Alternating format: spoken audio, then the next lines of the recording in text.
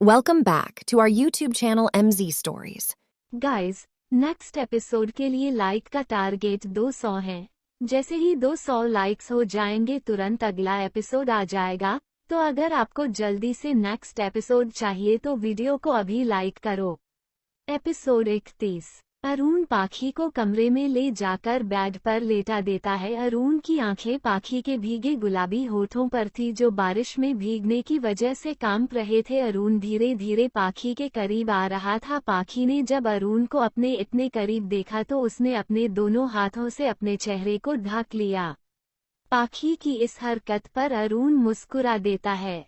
अरुण अपने हाथों से पाखी के हाथों को हटाता है और उसकी उंगलियों में अपनी उंगलियां फंसाते हुए उसके हाथों को अपने हाथों में जकड़ लेता है।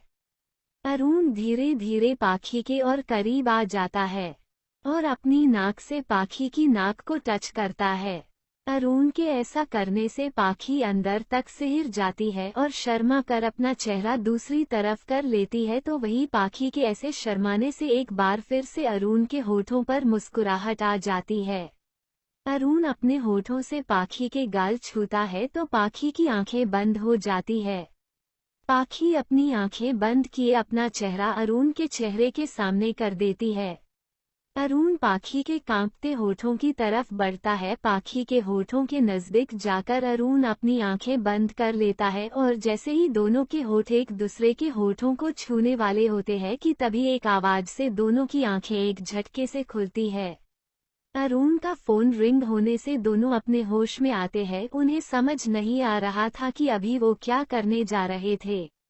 पाखी अरुण को अपने इतने करीब देखकर हैरान हो जाती है और वो अपने दोनों हाथों से अरुण को धक्का दे देती है। तो वही अरुण भी शॉक में था कि अभी वो क्या करने जा रहा था। अरुण पाखी को एक नज़र देखता है और वहां से सीधा अपने कमरे में चला जाता है।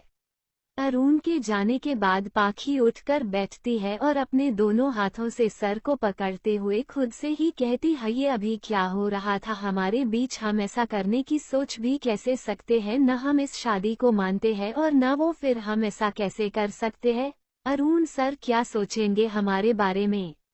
पाखी थोड़ी देर पहले अरुण के साथ बिताए हुए पलों को याद करते हुए कहती है, आखिर हम दोनों इतनी बड़ी गलती कर कैसे सकते हैं? ये सब सोचते हुए पाखी के आंखों से आंसू बहने लगते और वो रोने लगती है।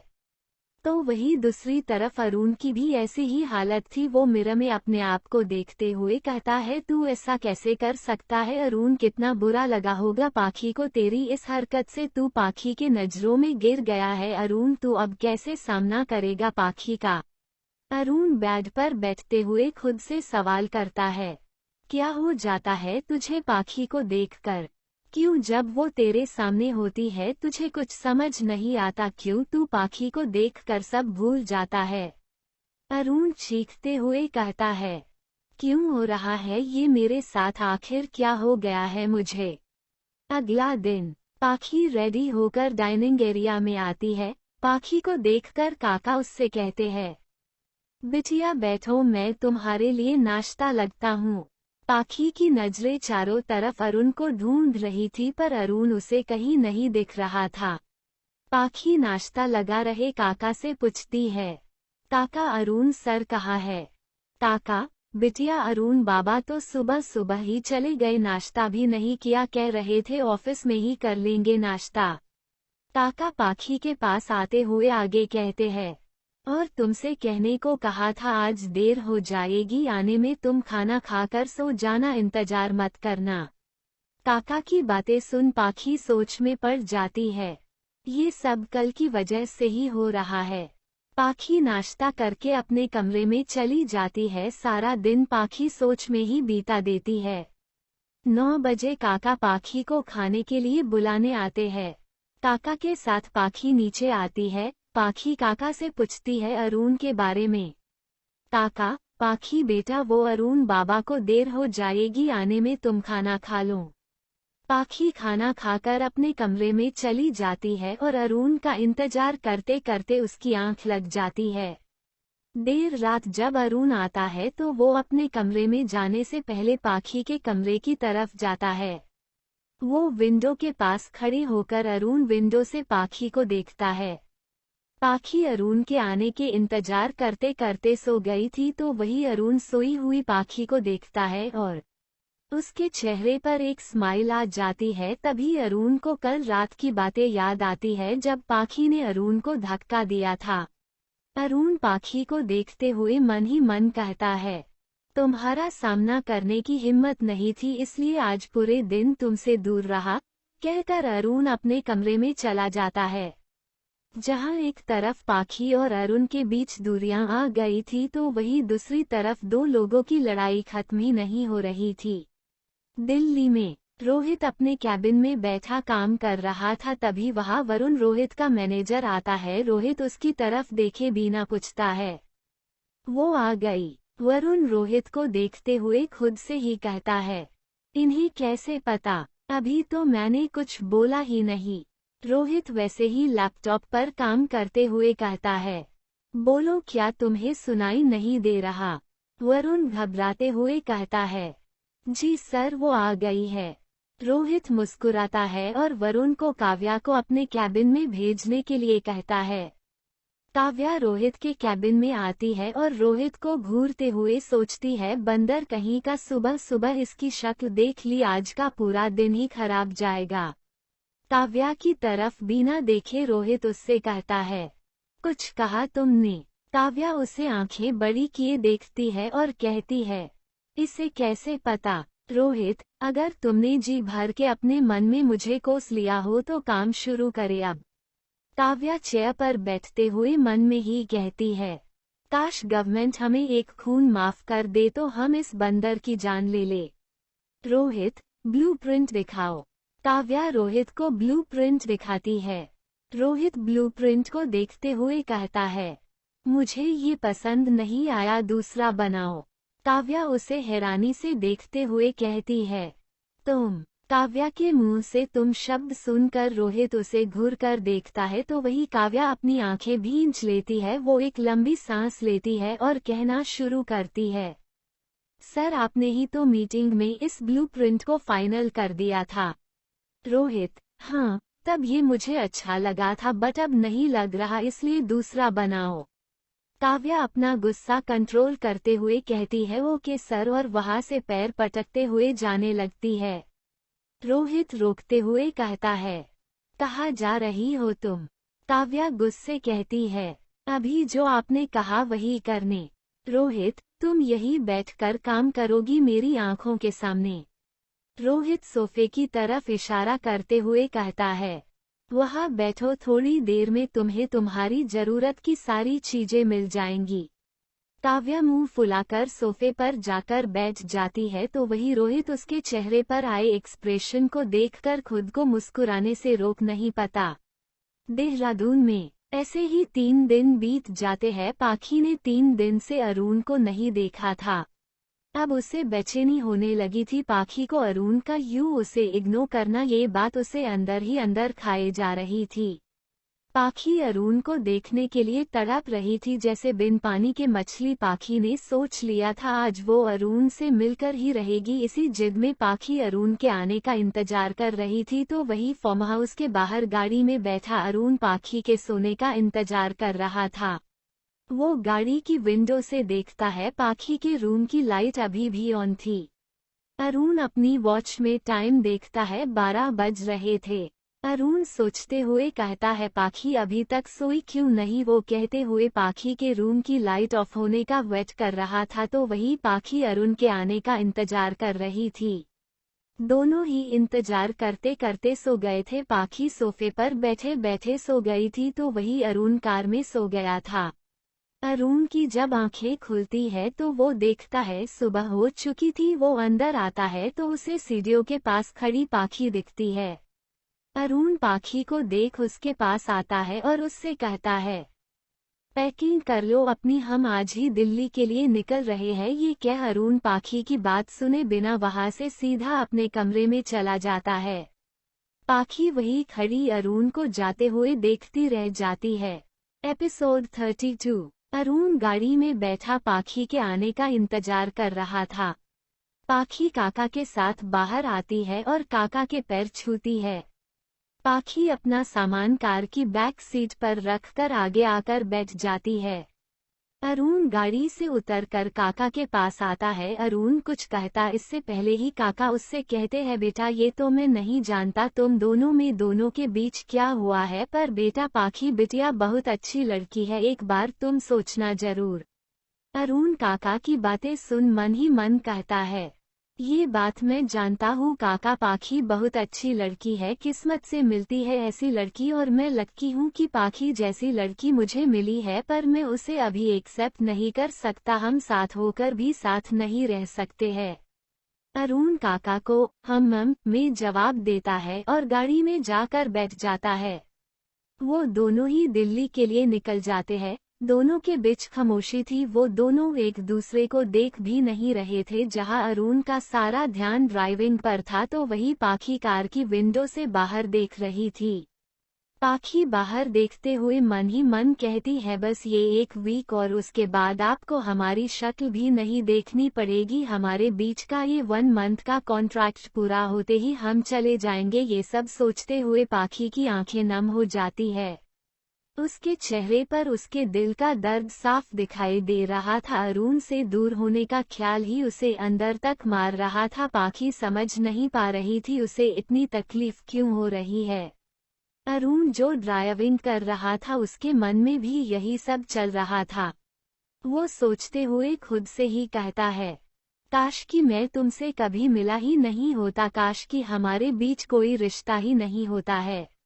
अरुण पाखी को एक नज़र देखते हुए आगे कहता है, जब तुम्हारा किडनैप हुआ था और तुम मुझसे कुछ घंटे के लिए दूर किया हुई लगा जैसे सांसें रुक गई मेरी, उस दिन एहसास हुआ मुझे पाखी तुम मेरे लिए क्या हो मैं खुद नहीं जानता। पाखी तुम्हारे जाने के बाद मैं क्या करूँगा, कैसे रहूँगा, तुम्हें अपने साथ रखकर तकलीफ देने से तो अच्छा है तुम मुझसे दूर रहकर खुश रहो। दोनों के ही होठों पर खामोशी थी, पर तूफान दोनों के अंदर उठा हुआ था जिससे वो दोनों ही अकेले अकेले लड़ रहे थे।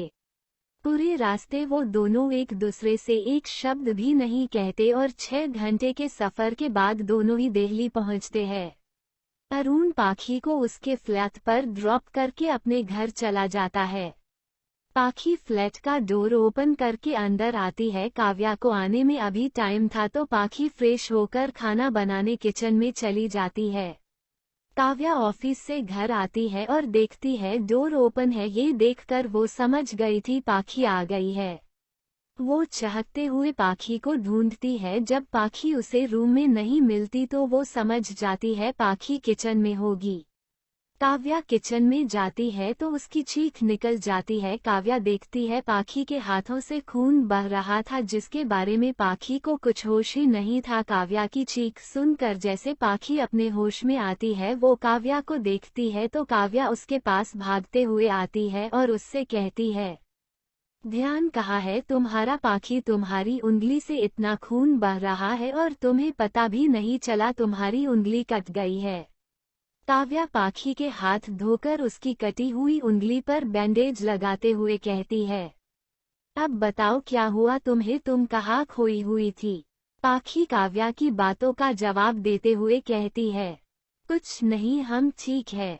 काव्या, अगर तुम ठीक होती न तो ये नहीं होता तुम्हारे साथ जो अभी हुआ है। काव्या आगे कहती है, हमने तो सोचा था देहरादून से आई हो तो खुश होगी तुमसे ढेर सारी बातें करूंगी। और काव्या पाखी को एक आंख मारते हुए कहती है, जीजू और तुम्हारे बीच कुछ हुआ या नहीं यार, कितनी सारी बातें करने थी तुमसे और तुम हो कि अपनी उंगली काटकर बैठ गई। काव्या ये सब फ्रस्ट्रेट होते हुए कहती है। काव्या की ये सब कहने से पाखी को देहरादून के बिताए पल याद आने लगते हैं। वो अपने मन में आए ख्यालों को एक तरफ झटकती है और काव्या से कहती है, तुम अपने दिमाग में ये फालतू की खिचड़ी पकाना बंद करो, जाकर फ्रेश हो जाओ और खाना बनाने में हमारी मदद करो। पाखी उठकर वापस से किचन में चली जाती है तो वही काव्या सोचते हुए कहती है, कुछ तो हुआ है पाखी जो तुम हमसे छुपा रही हो, पर हम पता करके रहेंगे। अरुण अपने घर जाता है और मयंक को कॉल करके अपने घर बुलाता है। थोड़ी ही देर में मयंक अरुण के बंगले के सामने खड़ा होता है। वो सिक्योरिटी को अपनी आईडी दिखाता है और अंदर चला जाता है। मयंक अंदर आता है तो सामने से आ रही माही से टकरा जाता है। माही गिरती इससे पहले ही मयंक उसे पकड़ लेता है तो मयंक को देखकर माही के होठों पर एक प्यारी सी स्माइल आ जाती है। मयंक माही के मुस्कुराते चेहरे को देखकर मुस्कुरा देता है। वो दोनों ऐसे ही एक दूसरे को देख रहे थे कि तभी एक आवाज सुनकर दोनों डर जाते हैं। दोनों एक दूसरे से अलग होकर सही से खड़े हो जाते हैं। मिसेस खुराना दोनों के पास आते हुए कहती है, माही अपने कमरे में जाओ। माही ये सुनते ही बिना कुछ बोले तेज कदमों से अपने कमरे की तरफ चली जाती है। मिसेस खुराना मयंक को देखते हुए उससे कहती है, तुम यहाँ क्या कर रहे हो? मयंक, मैम अरुण सर ने बुलाया था। मिसेस खुराना मयंक को घूरते हुए कहती है, तो तुम अरुण के कमरे में जाने की जगह हॉल में क्यों टहल रहे हो? मयंक मिसेस खुराना की बातें सुन घबरा जाता है। वो खुद को नॉर्मल करते हुए उनसे कहता है, मैम मैं सर के रूम की तरफ ही जा रहा था। मिसेस खुराना फिर से कहती है, तो जाओ, यहाँ खड़े होकर टाइम पास क्यों कर रहे हो? मयंक ये सुनते ही सीधा अरुण कमरे में चला जाता है। मयंक के जाने के बाद मिसेस खुराना एटीट्यूड से कहती है, अरुण से कहना पड़ेगा ऐसे लोगों को घर में न बुलाया करे, ये लोग अपनी औकात कभी भी दिखा सकते हैं। ये कहते हुए मिसेस खुराना मुंह बनाकर वहां से चली जाती है। दूसरी तरफ इशिता अपने कैबिन में बैठी मुस्कुरा रही थी और मुस्कुराते हुए कहती है, welcome back to Delhi miss Pakhi. Ishita devil smile करते हुए आगे कहती है, अब देखना पाखी दास मैं तुम्हारे साथ क्या करती हूँ। तूने मुझसे मेरे अरुण को छीनने की कोशिश की है न, अब देखो तुम्हारे साथ क्या होता है। इशिता मेहरा अपनी चीजों को लेकर कितनी पजेसिव है ये अब तुम्हें पता चलेगा, कहते हुए जोर जोर से हंसने लगती है। इशिता को अगर अभी कोई भी देखता तो वो उसे देखकर डर जाता। वो किसी साइको से कम नहीं लग रही थी और वो ऐसे हंसते हुए और भी ज्यादा खतरनाक लग रही थी। तो वही दूसरी तरफ पाखी और काव्या डिनर कर रहे थे। काव्या देखती है अभी भी पाखी का ध्यान कहीं और है, वो किसी और ही दुनिया खोई हुई है। काव्या अपना एक हाथ पाखी के चेहरे के सामने हिलाते हुए कहती है, पाखी मैडम जरा होश में आइए, ख्यालों की दुनिया में आपका घूमना हो गया हो तो खाना खा लीजिए। पाखी जो फिर से उन्हीं सब बातों को सोचती हुई खुद में ही खोई हुई थी, काव्या की बातें सुनकर अपनी सोच से बाहर आते हुए कहती है, हम यही है, हम कहीं खोए हुए नहीं है। काव्या पाखी की बातों का जवाब देते हुए कहती है, कम से कम झूठ तो ऐसा बोलो जो पकड़ा न जाए। काव्या की बातें सुन पाखी अपना सर नीचे झुका लेती है और चुपचाप खाना खाने लगती है। खुराना मेंशन। अरुण अपने रूम में मयंक से कुछ डिस्कस कर रहा था कि तभी उसका फोन रिंग होता है। अरुण फोन देखता है तो स्क्रीन पर रोहित का नाम फ्लैश हो रहा था। अरुण कॉल पिक करता है तो उधर दूसरी तरफ से रोहित खुश होते हुए कहता है, कुणाल ने कल एक छोटा सा गेट टुगेदर रखा है, हम सभी को जाना है। कुणाल ने तुझे फोन भी किया था पर तेरा कॉल ही नहीं लग रहा था, इसलिए उसने मुझसे कहा मैं तुझे बता दूं और तुझे लेकर भी आऊं। तो बिना किसी बहाने के चुपचाप रेडी हो जाना चलने के लिए। रोहित झूठ मूठ का गुस्सा करते हुए आगे कहता है, जब से तू देहरादून गया है पाखी भाभी के साथ तू तो हमें भूल ही गया। अरुण रोहित की सारी बातें सुनकर खामोश था। वो कहता भी क्या, इसलिए अरुण ओके बोलकर कॉल कट कर देता है। कुछ देर में मयंक भी वहां से चला जाता है। अरुण बेड में लेटा एक बार फिर से देहरादून में जो कुछ हुआ उन सब के बारे में सोचता है। एक बार फिर से अरुण के चेहरे पर उदासी छा गई थी। अरुण के चेहरे को देखकर उसके दिल में हो रहे दर्द का अंदाजा लगाया जा सकता था कि उसे इस वक्त कितनी तकलीफ हो रही है। सच ही तो है ये, अगर कोई इंसान हमें खुद से ज्यादा अजीज लगने लगे और किसी कारण के वजह से हमें उसे खुद से दूर करना पड़े तो उस समय हमें जिंदगी से ज्यादा अच्छी मौत लगने लगती है। इस टाइम अरुण और पाखी का भी कुछ ऐसा ही हाल था। वो चाहकर भी एक दूसरे को नहीं अपना पा रहे थे। जहाँ एक तरफ दो लोगों की जिंदगी में इतना कुछ हो रहा था तो वही कोई था जो उनकी इस प्रॉब्लम को और बढ़ाने की तैयारी कर रहा था। इशिता अपने कैबिन में बैठी किसी शख्स से फोन पर बात करते हुए कहती है, मुझे उसके बारे में छोटी छोटी जानकारी चाहिए। उसके पास्ट से लेकर प्रेजेंट तक की सभी डिटेल्स अगले 6 घंटे में मेरी टेबल पर होनी चाहिए। वो दिन में कितनी बार घर से बाहर जाती है, किससे मिलती है, दोस्त रिश्तेदार, इन सब की डिटेल्स चाहिए मुझे। वो उस शख्स को धमकी देते हुए कहती है, अगर ये काम टाइम पर नहीं हुआ तो तुम सोच लेना कि तुम कैसे मरना पसंद करोगे। कॉल के दूसरी तरफ वाला शख्स जो इशिता की सारी बातें ध्यान से सुन रहा था वो डरते हुए कहता है, मैडम काम हो जाएगा, आप टेंशन मत लीजिए। इशिता ओके बोलकर कॉल कट कर देती है। कॉल कट होने के बाद इशिता अपनी चेयर पर बैठी चेयर को स्विंग करते हुए कहती है, इशिता मेहरा, उसकी कोई चीज कोई छीन सके, आज तक ये हिम्मत किसी ने नहीं की, पर तुमने पाखी जाने अनजाने में ये गलती करने की कोशिश की है तो अब तुम्हें सबक सिखाना पड़ेगा। वो ये सब कहते हुए जोर जोर से हंसने लगती है। एपिसोड 33। सुबह का वक्त पाखी और काव्या जल्दी जल्दी रेडी हो रहे थे। काव्या पाखी को मुंह बनाते हुए कहती है, पाखी तुम्हें पता है तुम्हारे देहरादून जाने के बाद हमारी कंपनी ने एक बहुत बड़ी डील की है शर्मा एंटरप्राइज से, और पता है तुम्हें उसका CEO कौन है?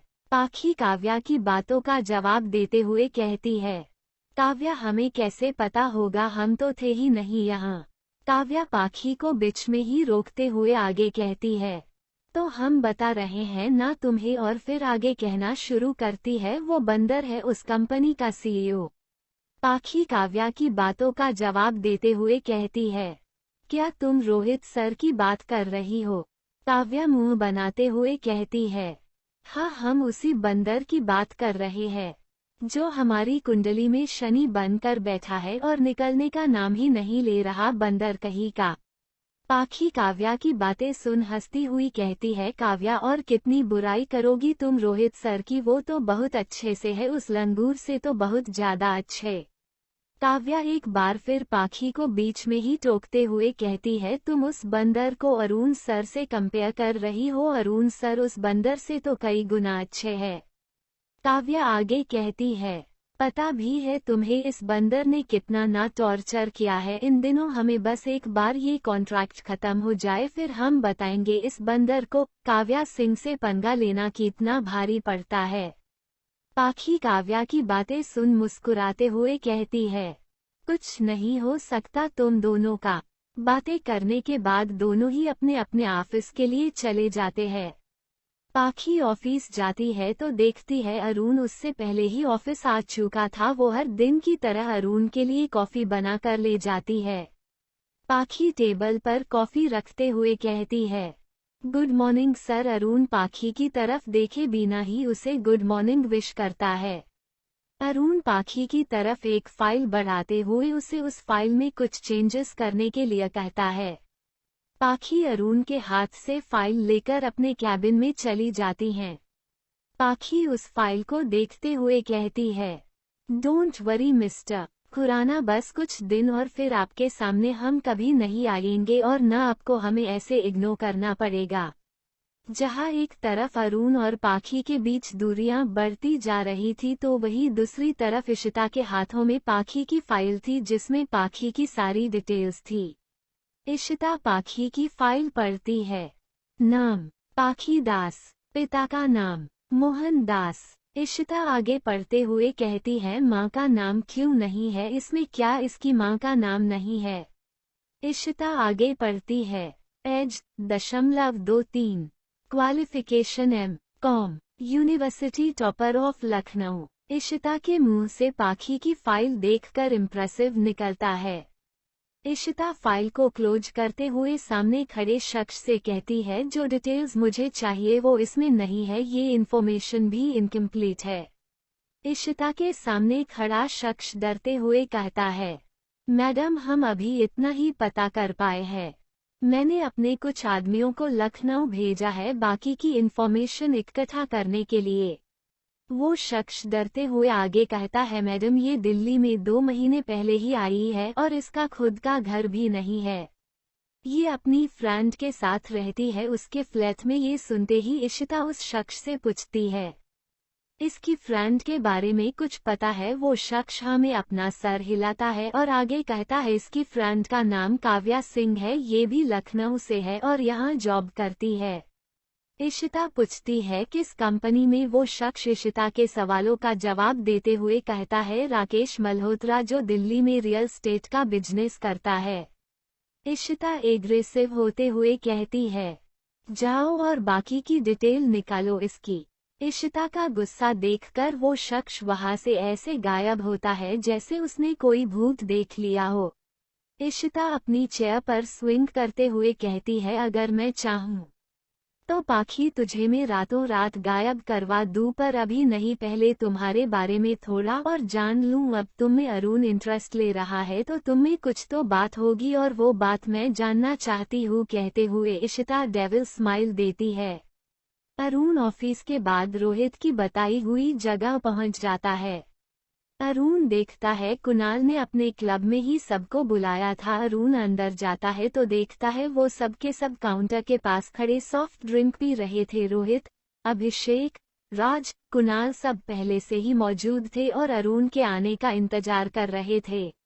अरुण जाता है और वही उनके पास खड़ा हो जाता है। अरुण को देखकर कुणाल कहता है, सालों तुम लोगों से मिलने के लिए भी पार्टी का बहाना बनाना पड़ता है। कुणाल सबकी शक्लें देखते हुए आगे कहता है, साली एक सिटी ही में रहते हो सब और बिजी इतना रहते हो जैसे शादीशुदा मैं नहीं तुम लोग हो। रोहित कुणाल की बातों का जवाब देते हुए कहता है, तू ही नहीं कोई और भी है। रोहित की बात सुनकर अरुण उसे घूर कर देखता है तो वही कुणाल उसकी बातों का मतलब समझ नहीं पाता और उससे पूछता है, तू कहना क्या चाहता है? रोहित आगे कहता है, कुछ नहीं मेरे भाई, मैं तो बस अभिषेक की बात कर रहा था। कुछ महीनों में अभिषेक भी तेरी ही कैटेगरी में शामिल हो जाएगा। रोहित की बात सुन अभिषेक उसे घूरते हुए कहता है, हंस ले बेटा, एक दिन मैं भी हंसूंगा ऐसे ही। मैं तो कहता हूँ तुझे कोई शेरनी मिले जिसके सामने तेरी हालत भीगे बिल्ले जैसी हो। अभिषेक की बात सुन सारे हंसने लगते हैं तो वही रोहित उसे घूर कर देखता है। वो सारे बात कर रहे थे तभी राज की नज़र अरुण पर जाती है। राज रोहित को अरुण की तरफ इशारे करते हुए कहता है, इसे क्या हुआ? ये कुछ बोल क्यों नहीं रहा? जब से आया है ऐसे ही चुपचाप खड़ा है, हुआ क्या इसे? रोहित अरुण को देखते हुए सबसे कहता है, पता तो मुझे भी नहीं है पर कोशिश करता हूँ शायद कुछ बता दे। रोहित वहां से अरुण के पास जाकर खड़ा हो जाता है और उससे पूछता है, क्या हुआ? तू किस सोच में डूबा हुआ है? अरुण रोहित की बात को इग्नोर करता है और वहां से चला जाता है। रोहित वही खड़ा उसे जाते हुए देखता है और खुद से ही कहता है, इसे क्या हुआ? अभिषेक, कुणाल और राज रोहित के पास आते हैं और उससे पूछते हैं, अरुण ऐसे क्यों चला गया? क्या हुआ उसे? रोहित उन सबकी बातों का जवाब देते हुए कहता है, पता नहीं पर पता करना पड़ेगा। रोहित उन तीनों को वही छोड़कर अरुण के पीछे चला जाता है। रोहित क्लब के बाहर आकर देखता है तो अरुण अपनी कार लेकर जा चुका था। रोहित भी अपनी कार निकलता है और अरुण ढूंढने निकल जाता है। अरुण जो अपनी कार को बहुत फास्ट ड्राइव कर रहा था, एक खाली मैदान में जाकर कार रोक देता है और गाड़ी से निकलकर कार की बैक सीट से बियर की बोतलें निकलता है जो अभी उसने आते टाइम खरीदी थी। वो उन बियर की बोतलों को लेकर अपनी कार की बोनट पर बैठ जाता है। अरुण एक बोतल की ढक्कन खोलकर पीने लगता है। अरुण की कार से करीब 20 मीटर की दूरी पर कुछ लड़के और लड़कियां पार्टी कर रहे थे। वो लोग ड्रिंक्स कर रहे थे, साथ ही कुछ लड़के और लड़कियां कपल डांस कर रहे थे। अरुण उन्हें मौज मस्ती करते हुए एक नज़र देखता है और पीने लगता है तो वही वो लोग सॉन्ग चेंज करके एक रोमांटिक सॉन्ग लगाते हैं जो किसी के भी दिल में छुपे जज्बातों को सबके सामने बयां कर दे। अरुण की आंखों में आंसू थे तो वही अरुण के चेहरे पर एक मुस्कुराहट भी आ गई थी। अरुण को ऐसा लग रहा था जैसे वो सॉन्ग उसके दिल का हाल बयां कर रही हो। वो पाखी के साथ बिताए हर लम्हे को याद करता है। उसकी आंखों के सामने वो नज़ारे एक वीडियो क्लिप की तरह चलने लगते हैं और उन पलों को याद करते हुए अरुण एक बार फिर से मुस्कुरा देता है। अरुण सॉन्ग के लिरिक्स सुनते हुए आगे कहता है, काश कि सच में दिल बोल पाता पाखी। मुझे पता है तुम मुझे पसंद नहीं करती हो, पर मैं करने लगा हूँ। मैंने खुद को बहुत समझाया पर ये दिल, इसे मैं रोक नहीं पाया तुम्हें पसंद करने से। अरुण ये सब खुद से ही कहे जा रहा था और कहते कहते उसकी आंखों में फिर से आंसू आ गए थे। रोहित जो अरुण को ढूंढते ढूंढते वहीं पहुंच गया था, अरुण को खुद से बात करता देख वो चुपचाप वहीं खड़ा उसकी सारी बातें सुन लेता है। रोहित आता है और कार की बोनेट पर अरुण के बराबर में बैठ जाता है। रोहित अरुण के हाथ से बोतल लेकर खुद पीने लगता है और पीते हुए अरुण से कहता है, तो तू पाखी से प्यार करने लगा है। रोहित की बातें सुन अरुण मना करते हुए कहता है, ऐसा कुछ भी नहीं है जैसा तू सोच रहा है। तो वही ये सुनते ही रोहित को गुस्सा आ जाता है और थोड़ी तेज आवाज से कहता है, तू फिर से वही गलती कर रहा है जो तूने आज से 4 साल पहले की थी। रोहित गुस्सा करते हुए आगे कहता है, कब तक बता, आखिर कब तक भागेगा तू खुद से, कब तक छुपाएगा तू इस फीलिंग्स को अपने अंदर, बता जरा मैं भी तो देखूं कि इतना सब्र है तुझमें। एपिसोड 34। अरुण रोहित की बातें खामोशी से सुन चुपचाप सर झुकाकर बैठा रहता है।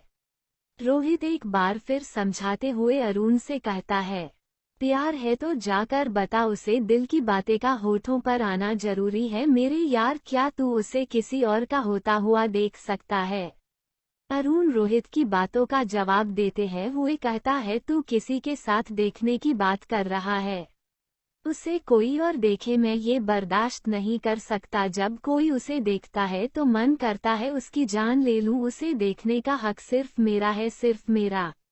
अरुण की बातों का जवाब देते हुए रोहित कहता है, तो फिर जाकर बता उसे और भूल जा जो 4 साल पहले हुआ था। अरुण क्या तू भूल सकता है 4 साल पहले की बात को।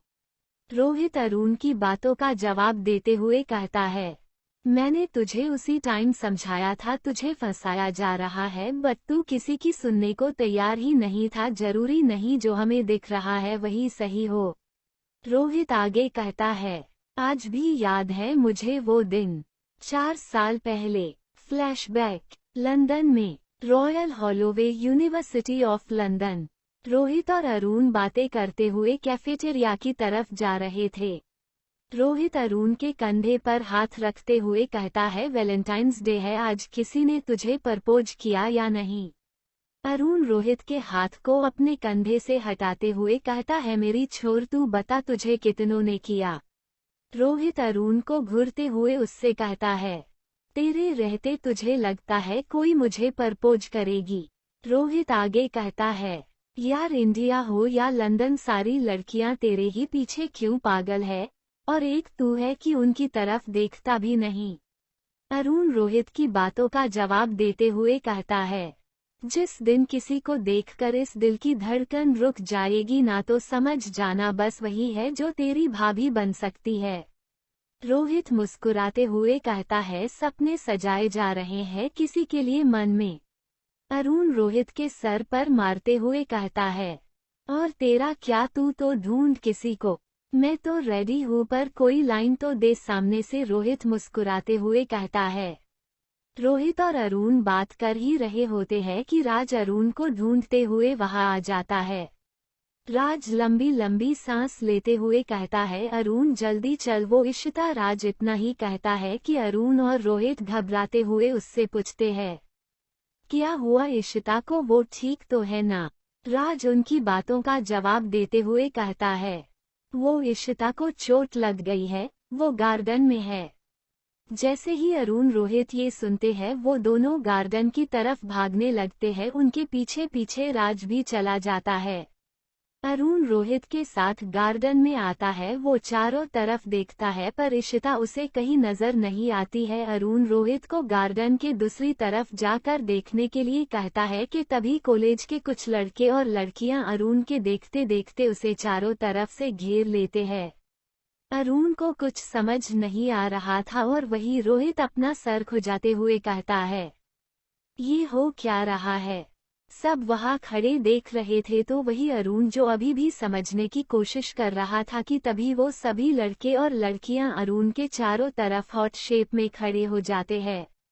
उनके ऐसे खड़े होते ही इशिता अरुण के पीछे से उस हॉट शेप में एंटर होती है। इशिता के एंटर होते ही वो सभी लड़के और लड़कियां जो हॉट शेप बनाकर खड़े थे वो सब एक साथ नीचे बैठ जाते हैं। अब सबका फोकस अरुण और इशिता पर था जो बीच में एक साथ खड़े थे। इशिता अरुण को देखकर मुस्कुरा रही थी तो वही अरुण जिसे कुछ समझ नहीं आ रहा था ये क्या हो रहा है। इशिता अरुण को मुस्कुराकर देखते हुए अपने घुटनों पर बैठती है। वो अपने हाथ में पकड़ा रेड रोज जो वो पीछे छुपाकर खड़ी थी अरुण के सामने करते हुए उसे प्रपोज करती है। अरुण ये देखकर कि इशिता ने अभी अभी उसे प्रपोज किया वो शॉक्ड हो गया था तो वही ये सब रोहित भी देखकर काफी हैरान था। जहां वो खड़ा था उसके पैर वही जम गए थे। रोहित का मुंह खुला और आंखें बड़ी हो गई थी। उसे थोड़ी देर पहले अरुण की कही हुई बातें याद आ रही थी। रोहित उन सब बातों को सोचते हुए मन ही मन कहता है, बेटा तू तो गया। तो वही अरुण अभी भी ऐसे शौक में खड़ा था। उसे समझ नहीं आ रहा था ये अभी अभी उसके साथ हुआ क्या, जिसे वो आज तक दोस्त मानता आ रहा है, आज उसी ने उसे प्रपोज कर दिया सबके सामने। अरुण को समझ नहीं आ रहा था वो क्या कहे इशिता को। अगर वो उसके प्रपोजल को रजिस्ट करता है तो इशिता की सबके सामने इंसल्ट हो जाएगी तो वही अगर वो उसके प्रपोजल को एक्सेप्ट करता है तो वो खुद के साथ गलत करेगा। इशिता को अरुण सिर्फ एक दोस्त मानता था। इशिता के लिए अरुण के मन में सिर्फ दोस्तों वाली फीलिंग्स थी। उसने उसे कभी उस नज़र से नहीं देखा था। अरुण खड़ा ये सब सोच रहा था तो वही इशिता उसे मुस्कुराते हुए देखे जा रही थी। अरुण इशिता के जैसे ही अपने घुटनों के बल बैठता है और स्माइल करते हुए इशिता के हाथ से रोज लेते हुए कहता है, happy Valentine's day my friend. Arun के मुंह से फ्रेंड शब्द सुनकर रोहित जहां खुश हो रहा था तो वही इशिता के चेहरे से स्माइल जैसे गायब हो गई हो। धीरे धीरे कर वहां इकट्ठे सभी लोग चले गए थे। रोहित जो थोड़ी दूरी पर खड़ा था वो उन दोनों के पास आता है। इशिता जिसके चेहरे से स्माइल जा चुकी थी अब उसकी आंखों में आंसू आ गए थे। वो अपनी नम आंखों से अरुण से कहती है, फ्रेंड। इशिता आगे कुछ कहती इससे पहले अरुण उसे समझाते हुए कहता है, I respect your feelings Ishita but मैं तुम्हें अपना फ्रेंड मानता हूँ।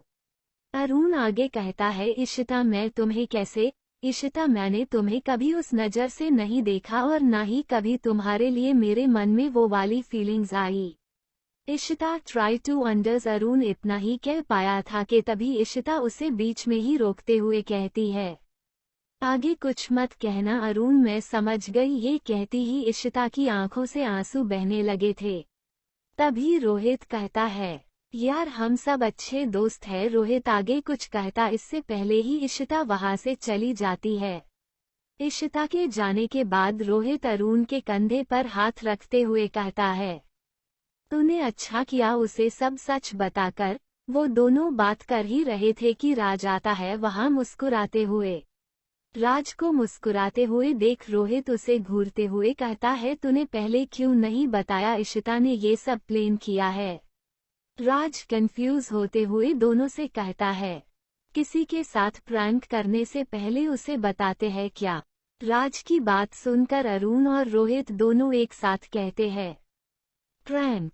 राज मुंह बनाते हुए कहता है, हाँ भाई प्रैंक। इशिता ने कहा, बहुत बोर हो रही है तो क्यों न तेरे साथ प्रैंक करे।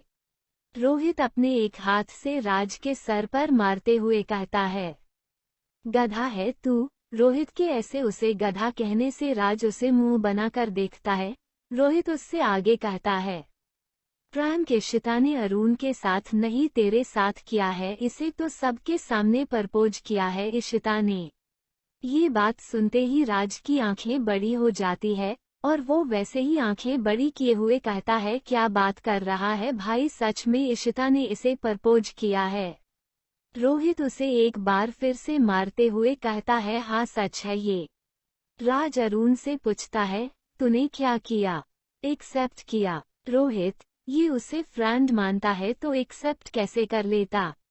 रोहित और राज दोनों ही अपने सवाल जवाबों में लगे हुए थे। अरुण उन दोनों को वही उन्हें बात करता छोड़कर चला जाता है। 2 दिन बीत गए थे, इशिता कॉलेज नहीं आई थी। अरुण रोहित से कहता है, 2 दिन हो गए यार, इशिता कॉलेज नहीं आई। रोहित अरुण को रिलैक्स फील कराते हुए कहता है, भाई उसे टाइम लगेगा थोड़ा इन सब से बाहर निकलने में। अरुण रोहित को बीच में ही रोकते हुए कहता है, यार मैंने कभी नहीं सोचा था इशिता के दिल में मेरे लिए फीलिंग्स होगी। अरुण ये सब कह ही रहा था कि तभी अरुण का फोन रिंग होता है। अरुण फोन की स्क्रीन देखते हुए कहता है, अंकल क्यों कॉल कर रहे हैं? रोहित इशारे से अरुण को फोन को स्पीकर पर करने के लिए कहता है। अरुण कॉल को स्पीकर पर कर देता है। दूसरी तरफ से इशिता के पापा मिस्टर मेहरा कहते हैं, अरुण बेटा तुम जल्दी से इंडिया आ जाओ बेटा, इशिता हॉस्पिटल में है, उसने अपनी कलाई की नसें काट ली है। मिस्टर मेहरा की बात सुनकर अरुण और रोहित दोनों शॉक्ड हो जाते हैं। अरुण मिस्टर मेहरा की बातों का जवाब देते हुए कहता है, अंकल मैं आ रहा हूँ। ये कहते ही कॉल कट हो जाती है। कॉल कट होते ही रोहित कहता है, मैं भी तेरे साथ चलूंगा। थोड़ी ही देर बाद अरुण और रोहित दोनों ही इंडिया की फ्लाइट में थे। कुछ टाइम बाद अरुण और रोहित दिल्ली एयरपोर्ट पर थे। वो दोनों एयरपोर्ट से सीधा हॉस्पिटल जाते हैं जहां पर इशिता एडमिट थी। मिस्टर मेहरा अरुण को देखकर खुश हो जाते हैं, तो वही अरुण मिस्टर मेहरा से इशिता की हेल्थ के बारे में पूछता है। मिस्टर मेहरा अरुण की बातों का जवाब देते हुए कहते हैं, ब्लड ज्यादा बह जाने की वजह से उसे अभी तक होश नहीं आया है। डॉक्टर ने उसे अभी अंडर ऑब्जर्वेशन में रखा है, वो 24 घंटे के बाद ही कुछ बताएंगे। मिस्टर मेहरा अरुण से आगे कहते हैं, अरुण लंदन में सब ठीक तो था ना? मिस्टर मेहरा के ऐसे कहने पर अरुण कहता है, हाँ अंकल सब ठीक है, पर आप क्यों ये सब पूछ रहे हैं? अरुण की बातों का जवाब देते हुए मिस्टर मेहरा कहते हैं, इशिता 2 दिन पहले ही इंडिया आई है। ये सुनते ही अरुण और रोहित दोनों चौंक जाते हैं और दोनों एक दूसरे की तरफ देखते हैं। तभी मिस्टर मेहरा आगे कहते हैं, जब से इशिता इंडिया आई है उसने खुद को अपने कमरे में लॉक कर रखा था, और आज जब मैं घर पर नहीं था तो उसने खुद के साथ ये सब कर लिया। घर के नौकर ने फोन करके बताया मुझे इशिता की हालत के बारे में। कहते हुए मिस्टर मेहरा की आंखों में आंसू आ गए थे। तभी मिस्टर मेहरा आगे कहते हैं, अरुण मुझे तुम्हें कुछ दिखाना है, मेरे साथ घर चलो। अरुण बीच में ही मिस्टर मेहरा को रोकते हुए कहता है, अंकल पर इशिता यहाँ अकेली है। अरुण की बातों का जवाब देते हुए मिस्टर मेहरा कहते हैं, रोहित है यहाँ, तुम चलो मेरे साथ, मुझे कुछ दिखाना है तुम्हें। ये कहते हुए मिस्टर मेहरा अरुण की मर्जी जाने बिना उसे अपने साथ ले जाते हैं। अरुण जाते हुए एक नज़र रोहित को देखता है। रोहित भी अरुण को देख रहा था। उन दोनों को ही कुछ समझ नहीं आ रहा था ये सब क्या हो रहा है। कुछ ही देर में अरुण मिस्टर मेहरा के साथ उनके घर के बाहर खड़ा था। अरुण को मिस्टर मेहरा इशिता के कमरे में ले जाते हैं और अरुण को कमरे की एक दीवार की तरफ इशारा करते हुए कहते हैं, देखो उस दीवार को। अरुण जैसे ही उस दीवार को देखता है वो चौंक जाता है। अरुण उस दीवार को देखती ही वही जम जाता है, जैसे उसे किसी ने वहां फ्रिज कर दिया हो। एपिसोड 35। अनुराग मेहरा अरुण को इशिता के रूम में लेकर आते हैं और अरुण को एक दीवार के सामने खड़ा कर देते हैं। अरुण जहां उस दीवार पर बनी खून से अपनी पेंटिंग को देखकर शॉक था, तो वही अनुराग मेहरा इशिता के पिता, उनकी आंखें नम थी। अरुण तो जैसे उस पेंटिंग को देखकर वही जम सा गया था। उसे समझ नहीं आ रहा था ये क्या हो रहा है उसके साथ, और इशिता इतनी बड़ी बेवकूफ़ी कैसे कर सकती है। अनुराग मेहरा अरुण के सामने हाथ जोड़कर खड़े हो जाते हैं। अपने पापा के फ्रेंड को अपने सामने हाथ जोड़ता देख अरुण उन्हें रोकते हुए कहता है, अंकल ये आप क्या कर रहे हैं। अनुराग मेहरा उदासी भरी आवाज से कहते हैं, अरुण बेटा मेरी एक ही बेटी है इशिता, मैं इसे देखकर ही जी रहा हूँ, अगर इसे कुछ हो गया तो मैं किसके सहारे जीऊंगा। अनुराग मेहरा की ऐसी बातें सुनकर अरुण उन्हें समझाते हुए कहता है, अंकल कुछ नहीं होगा, इशिता को आप ये सब मत सोचिए। अनुराग मेहरा अपने आंसू पोंछते हुए कहते हैं, बेटा मैं ये तो नहीं जानता वहाँ लंदन में क्या हुआ, पर ये सब देखकर लगता है इशिता तुम्हें पसंद करती है। अरुण अनुराग की बातों का जवाब देते हुए कहता है, अंकल पर मेरे दिल में इशिता को लेकर ऐसी कोई फीलिंग नहीं है। अनुराग मेहरा मैं जानता हूँ बेटा, अगर तुम्हारे मन में ऐसा कुछ होता तो आज इशिता यूँ हॉस्पिटल में न होती, पर क्या तुम कुछ दिनों के लिए उसकी खुशी के लिए उससे ये रिश्ता जोड़ नहीं सकते। ये सुनते ही अरुण चौंक जाता है और मिस्टर मेहरा से कहता है, अंकल ये आप क्या कह रहे हैं। मैं ये अरुण इतना ही कह पाया था कि तभी अनुराग मेहरा कहता है, जब तक इशिता ठीक नहीं हो जाती सिर्फ तब तक तुम्हें ये नाटक करना है। इशिता के ठीक होते ही तुम सब उसे सच बता देना, मैं खुद उसे समझाऊंगा। तभी मिस्टर मेहरा अरुण के ऊपर अपना आखिरी वार करते हुए कहते हैं, क्या तुम अपनी बचपन की दोस्त को मारता हुआ देखना चाहते हो। अरुण उनकी बातें सुन घबरा जाता है और वो मिस्टर मेहरा की बात मान जाता है। वो दोनों फिर से हॉस्पिटल पहुंचते हैं। रोहित अरुण से पूछता है, पर अरुण रोहित से कुछ नहीं कह पाता, वो बस खामोश खड़ा सब सोच रहा होता है। सब ऐसे ही वहां बैठे अपने अपने सोच में डूबे हुए थे कि तभी वहां डॉक्टर आता है और उनसे इशिता की कंडीशन के बारे में बताते हुए कहता है, she is out of danger, but आप जितना हो सके उनसे नॉर्मली ही बात करें, उन्हें स्ट्रेस बिल्कुल भी न लेने दे। ये सुनते ही अनुराग मेहरा अरुण की तरफ देखते हैं। अरुण भी उनके इशारे को अच्छे से समझ जाता है। तभी वो डॉक्टर आगे कहता है, आप लोग जाकर मिल सकते हैं, पेशेंट को होश आ गया है। ये सुनते ही सबके चेहरे पर स्माइल आ जाती है। वो सब इशिता से मिलने उसके रूम में जा ही रहे होते हैं कि तभी रोहित का फोन रिंग होता है और वो अरुण से कहता है, तू चल मैं आता हूँ कॉल अटेंड करके। ये कहते हुए रोहित दूसरी तरफ चला जाता है। अरुण और अनुराग मेहरा इशिता के रूम में जाते हैं। इशिता हॉस्पिटल के बेड पर अपनी आंखें बंद किए लेटी थी। तभी वो अपने पापा अनुराग मेहरा की आवाज सुनकर अपनी आंखें खोलती है। अनुराग मेहरा उसके पास बैठते हुए कहते हैं, बेटा तुमने ऐसा क्यों किया, एक बार भी अपने पापा के बारे में नहीं सोचा। यू आर माई प्रिंसेस बेटा, तुम्हें पता है मैं कितना डर गया था तुम्हें ऐसी हालत में देखकर। तभी मिस्टर मेहरा अरुण की तरफ इशारा करते हुए कहते हैं, देखो अरुण भी आ गया लंदन से तुम्हारे लिए। अरुण आगे आता है और इशिता के पास बैठते हुए कहता है, कैसी हो तुम अब। इशिता अरुण की बातों का जवाब देते हुए कहती है, तुम आ गए हो न, अब ठीक हो जाऊंगी।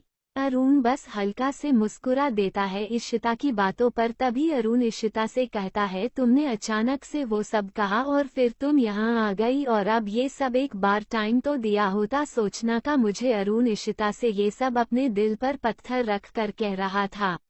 उसे ये सब कहते हुए बिल्कुल भी अच्छा नहीं लग रहा था। वो तो बस अनुराग मेहरा की बातों का मान रखने के लिए ये सब कह रहा था। पर ये सब सुनते ही इशिता के चेहरे पर स्माइल आ जाती है और वो खुश होते हुए कहती है, सच में? क्या सच में तुम ये कह रहे हो? तुम्हें जितना टाइम चाहिए अरुण तुम उतना टाइम ले लो। ये कहते हुए इशिता अरुण के गले लग जाती है। इशिता अरुण के गले लगे हुए थी। अरुण को ये बिल्कुल भी अच्छा नहीं लग रहा था। पहले वो इशिता को एक फ्रेंड के जैसे हग करता था, तो वही इशिता ने आज उसे नॉर्मली हग ना करके टाइटली हग किया था, जिसकी वजह से अरुण काफी ज्यादा अनकंफर्टेबल फील कर रहा था।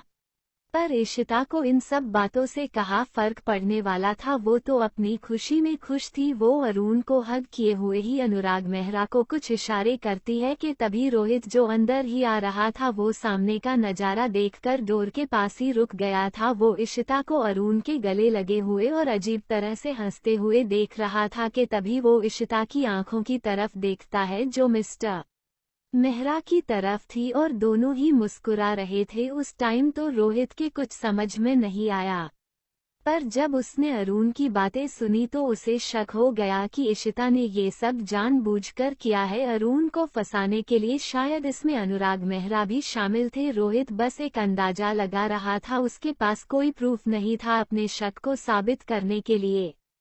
Flashback and present time. Rohit और अरुण दोनों ही कार की बोनेट पर बैठे ड्रिंक कर रहे थे।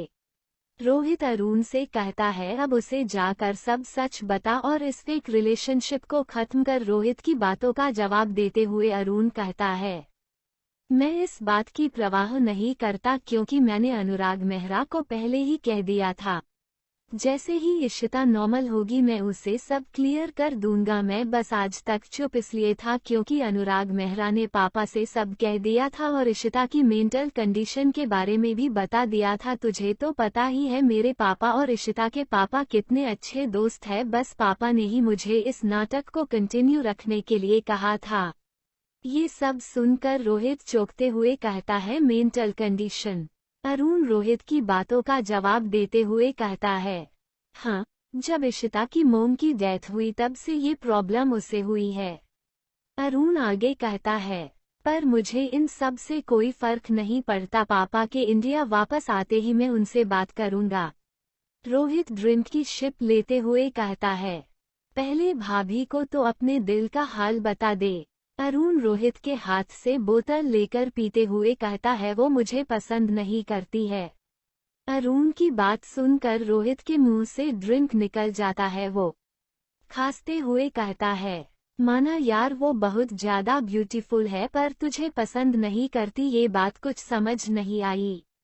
रोहित अरुण के कंधे पर हाथ रखते हुए आगे कहता है क्या ये बात वो तुझे पसंद नहीं करती ये पाखी ने तुझे खुद बताए? अरुण नहीं। रोहित उसे कंफ्यूज होते हुए पूछता है फिर क्या तुझे सपना आया था? रोहित की बात सुन अरुण उसे घूर कर देखता है। अरुण को खुद की तरफ ऐसे देखते हुए रोहित कहता है अरे मैं तो बस ऐसे ही कह रहा था, जब तुझे पाखी ने खुद नहीं कहा फिर तुझे पता कैसे चला? रोहित की बातों का जवाब देते हुए अरुण उसे देहरादून में आई अपने और पाखी के बीच नजदीकियों के बारे के सब बता देता है। रोहित हैरान होते हुए अरुण से कहता है क्या सच में पाखी ने तुझे धक्का दिया? रोहित अपनी हंसी को कंट्रोल करते हुए आगे कहता है यार जब तू बिना परमिशन के किसी लड़की को किस करने जाएगा तो वो तुझे धक्का नहीं देगी तो क्या तुझे इनवाइट करेगी? रोहित आगे कहता है देख यार भाभी एक अच्छी लड़की है, ये बात उन्होंने प्रूफ कर दी अपने हस्बैंड को धक्का देकर। कहते हुए रोहित हंसने लगता है तो वही रोहित उसे खा जाने वाली नजरों से देखता रह जाता है। वो दोनों थोड़ी देर ऐसे ही बातें करते हैं और वहां से जाने लगते हैं। अपनी कार की तरफ जाते हुए रोहित अरुण से कहता है जितनी जल्दी हो सके अपने दिल की बात बता दे उसे। रोहित हंसते हुए आगे कहता है मैं तो कहता हूँ चलकर अभी बता दे। अरुण अपनी वॉच में टाइम देखता है तो रात के 1 बज रहे थे। अरुण रोहित से कहता है नहीं अभी वो सो रही होगी और मैं नहीं चाहता कि उसकी नींद मेरी वजह से खराब हो, मैं उसे कल बता दूंगा सब। अरुण की बात सुन रोहित उसे आंख मारते हुए कहता है best of luck. Arun Rohit के पास आता है और उसे हग करके थैंक्स कहता है। दोनों अपनी अपनी कार में बैठते हैं और चले जाते हैं। काव्या के फ्लैट में पाखी बेड पर लेटी इधर से उधर पलट रही थी, उसकी आंखों में नींद दूर दूर तक नहीं थी। पाखी उठकर बैठती है और लिविंग एरिया में चली जाती है। वो सोफे पर बैठती है और अपना सर सोफे से टिकाकर अपनी आंखें बंद कर लेती है और अरुण के बारे में सोचने लगती है। काव्या की जब आंख खुलती है तो उसे पाखी कमरे कहीं दिखाई नहीं देती। काव्या उठकर लिविंग एरिया में जाती है तो उसे पाखी सोफे पर सर टिकाए दिखती है। काव्या वही सोफे पर पाखी के बराबर में बैठते हुए असहाय आवाज से कहती है, क्या हुआ तुम्हें पाखी, तुम्हें नींद नहीं आ रही है क्या? काव्या की आवाज सुन पाखी अपनी आंखें खोलती है। वो काव्या को देखते हुए कहती है, तुम सो जाओ काव्या, हमें नींद नहीं आ रही और हमारे सर में भी दर्द हो रहा है। पाखी की बातें सुन काव्या अपने आलस को दूर झटकते हुए कहती है, हम तुम्हारे सर में बाम लगा देते हैं।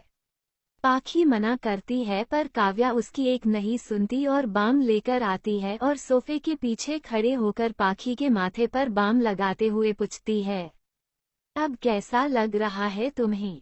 पाखी अपनी आंखें बंद किए हुए ही कहती है, अब अच्छा लग रहा है। काव्या जैसे ही बाम लगाकर जा ही रही होती है कि उसे पाखी के बालों में कुछ लगा हुआ दिखाई देता है।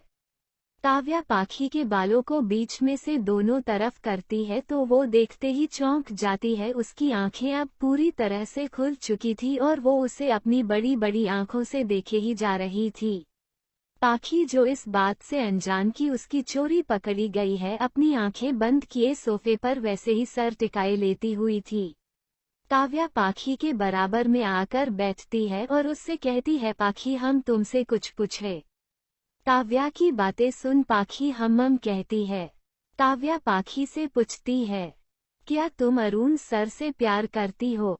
काव्या की बातें सुन पाखी झटके से अपनी आंखें खोलती है और काव्या की तरफ देखते हुए कहती है, नहीं। गाइस, नेक्स्ट एपिसोड के लिए लाइक का टारगेट 200 है।